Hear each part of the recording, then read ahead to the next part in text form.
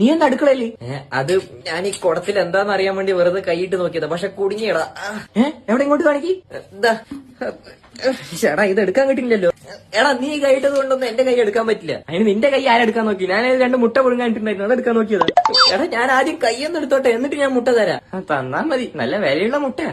ഇതെങ്ങനെ എടുക്കാന്നൊന്ന് പറഞ്ഞതാ. നിന്റെ വീട്ടിൽ ആരെങ്കിലും ഇതുപോലെ കുടുങ്ങിയിട്ടുണ്ടോ? ഉണ്ടെങ്കിൽ നിനക്ക് ഐഡിയ അറിയുമല്ലോ. എന്റെ കുടുംബത്തിൽ ആരുടെയും കൈയൊന്നും കുടുങ്ങിയിട്ടില്ല, പക്ഷെ എന്റെ അമ്മാവന്റെ തല അരിക്കലത്തിൽ കുടുങ്ങിയിട്ടുണ്ടായിരുന്നു. എന്നിട്ടെന്താ കുറെ ശ്രമിച്ചിട്ടും കിട്ടിയില്ല. എന്നിട്ട് ലാസ്റ്റ് അമ്മാവന് കുറച്ച് ശ്വാസം കിട്ടിക്കോട്ടെ എന്ന് വിചാരിച്ച് ആ കലത്തിൽ 2 ഓട്ട ഇടാൻ ഞാൻ തീരുമാനിച്ചു. 2 ഓട്ട സെപ്പറേറ്റ് ഇടാൻ മടിയായത് കാരണം ഞാനൊരു കമ്പിപ്പാരി എടുത്ത് കലത്തിന്റെ ഇപ്പുറത്തുനിന്ന് കുത്തി അപ്പുറത്ത് എത്തിച്ചു. അപ്പൊ 2 ഓട്ട ആയല്ലോ. അപ്പൊ അമ്മാവൻ ചെത്തുണ്ടാവില്ലേ? ചെറുതായിട്ട്. മഹാഭാവി. എന്നിട്ടെന്താ ആ കലത്തിൽ തന്നെ അമ്മാവന്റെ ചിതാഭസ്മം കൊണ്ടുപോയി ഒഴുക്കി. നീ ഇത് തൊടുക വേണ്ട. എടാ സുനിലേ, അയ്യോ ഏതാ എന്ത് പറ്റി? നീ പേടിക്കണ്ട, ജസ്റ്റ് കൈ ഒന്ന് കുടുങ്ങിയെന്നുള്ളൂ. നീ അപ്പുറത്ത് പോയിട്ട് ആരെങ്കിലും ശശിയേട്ടനെയോ ആരെങ്കിലും ഒന്ന് വിളിച്ചിട്ട് വരുമോ? ഇതൊന്ന് പൊളിച്ച് കൈ വെളിയിലെടുക്കാനാ? വെട്ടിപ്പൊളിക്കാനാ? ഞാൻ കാശ് കൊടുത്ത് വാങ്ങിയ എന്റെ കോടമാണ്. ശരി കുഴപ്പമില്ല, എന്തോ ചെയ്യ്, പോയി വിളിച്ചിട്ട് വാ. ഓക്കേതാ. ഈ വീട്ടിലെന്താ ഭയങ്കര ബഹളം? ആരെ വിളിക്ക? താനാരാ? ഞാൻ വഴി അറിയാത്തോണ്ട് വഴി ചോദിക്കാൻ വന്നതാ. അല്ല അകത്തെന്താ ഒരു ബഹളം?